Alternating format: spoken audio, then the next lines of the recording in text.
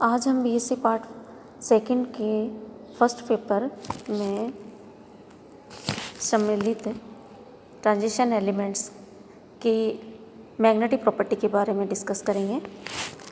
परमाणु के रूढ़ यांत्रिकी के अनुसार परमाणु में उपस्थित इलेक्ट्रॉन दो प्रकार की गति करते हैं, ऑर्बिटल मोशन और स्पिन मोशन, यानी कक्षीय गति और चक्रण गति। कक्षीय गति प्रत्येक इलेक्ट्रॉन नाभिक के चारों ओर उपस्थित ऑर्बिटल्स में वृत्ताकार गति करते हैं, अतः उनकी तुलना एक वृत्ताकार तार में बहती हुई विद्युत धारा से की जा सकती है, जिसके परिणाम स्वरूप उस क्षेत्र में एक चुंबकीय आघूर्ण उत्पन्न हो जाता है। इस प्रकार से उत्पन्न चुंबकीय आघूर्ण को हम कक्षीय चुंबकीय आघूर्ण अथवा ऑर्बिटल मैग्नेटिक मोमेंट कहते हैं। दूसरी होती है स्पिन मोशन, यानी चक्रण गति। प्रत्येक इलेक्ट्रॉन नाभिक के चारों ओर गति करने के साथ साथ अपने अक्ष पर भी चक्रण करता है, बिल्कुल उसी भांति जैसे पृथ्वी के चारों ओर चक्रण लगाने के साथ साथ अपनी धुरी पर भी घूमती रहती है। इलेक्ट्रॉनों के इस प्रकार के चक्रण के फलस्वरूप भी कुछ चुंबकीय आघूर्ण उत्पन्न होता है, जिसे हम स्पिन मैग्नेटिक मोमेंट कहते हैं। इस प्रकार इन दोनों प्रकार के चुंबकीय आघूर्णों के कारण प्रत्येक परमाणु एक छोटे चुंबक की भांति व्यवहार करता है। जब किसी चुंबक को दो चुंबकीय ध्रुवों के बीच में रखा जाता है अथवा किसी चुंबक को किसी चुंबकीय क्षेत्र में रखा जाता है, तो चुंबक पर यदि बाह्य चुंबकीय क्षेत्र लगाया जाए तो दोनों के चुंबकीय क्षेत्र परस्पर पर अंतर क्रिया करते हैं। यदि किसी पदार्थ का बाह्य चुंबकीय क्षेत्र लगाया जाए तो पदार्थ अपने अक्षीय आघूर्ण व चक्रण आघूर्ण के कारण उच्च चुंबकीय क्षेत्र के साथ अंतर क्रिया करेगा। संक्रमण धातुएं प्रमुखतः तीन प्रकार का चुंबकीय व्यवहार प्रदर्शित करती हैं। उसमें सबसे पहले आता है डायमैग्नेटिज्म, यानी प्रतिचुंबकीय।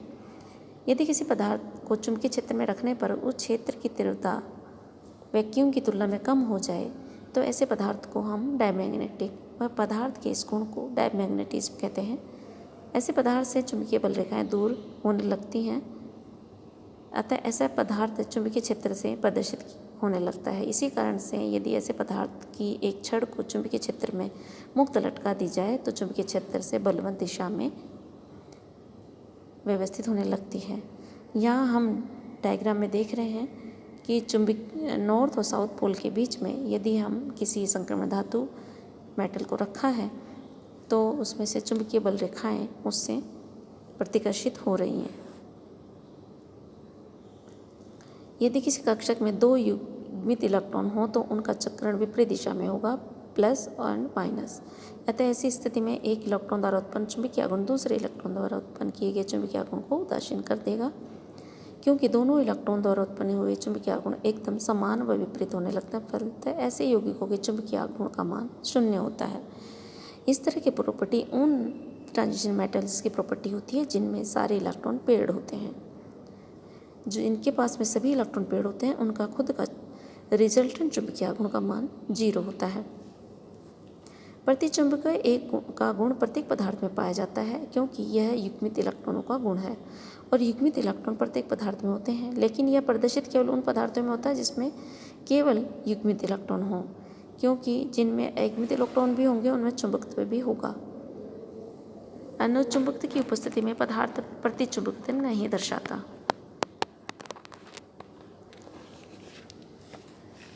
प्रतिचुंबकत्व यानी कि डायमैग्नेटिज्म न तो ताप पर निर्भर करता है और न चुंबकीय क्षेत्र की शक्ति पर।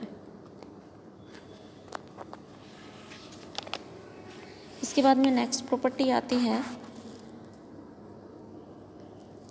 अनुचुंबकत्व या पैरामैग्नेटिज्म। वे पदार्थ जो चुंबकीय क्षेत्र में रखने पर चुंबकीय बल रेखाओं को अपने में से शून्य की तुलना में अधिक गुजरने दें,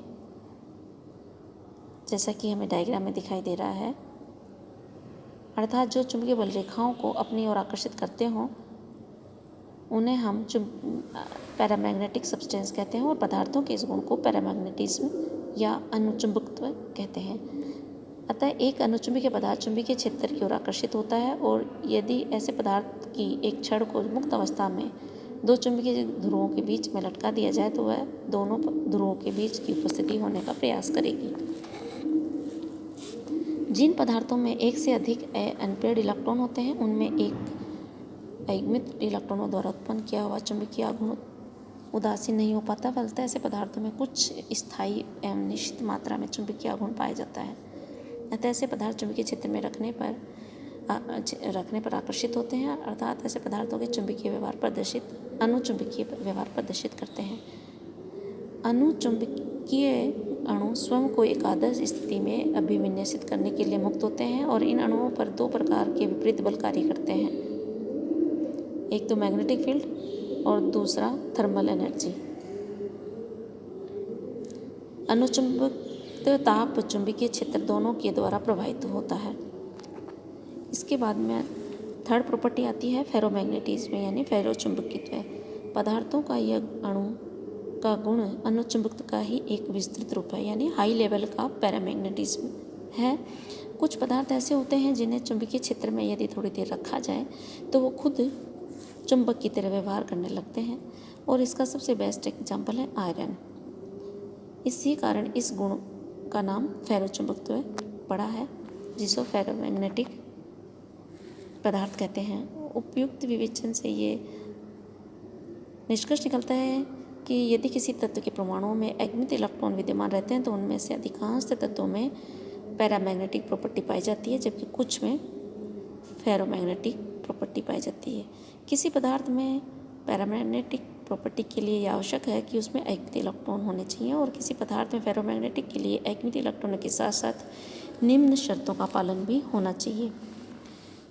पहली है, ऊर्जा पट्टियाँ संकरी होनी चाहिए और परमाणु परस्पर इतनी दूरी पर होने चाहिए कि उनके परमाणु या कक्षक परस्पर अतिव्यापन करके आंशिक रूप से सहसंयोजन बना सकें, अन्यथा इलेक्ट्रॉनों का युग्मन हो जाए।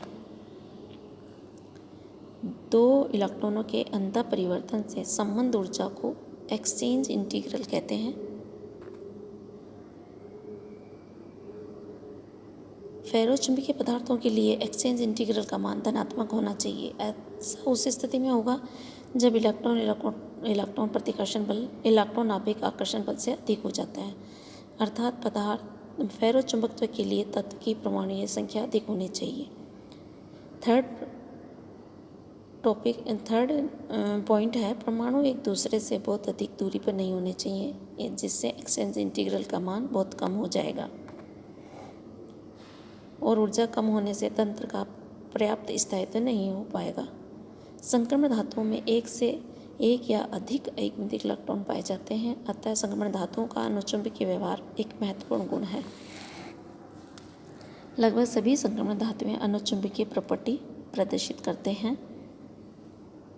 आयरन, कोबाल्ट, निकेल जैसे तत्व फेरोमैग्नेटिज्म प्रदर्शित करते हैं।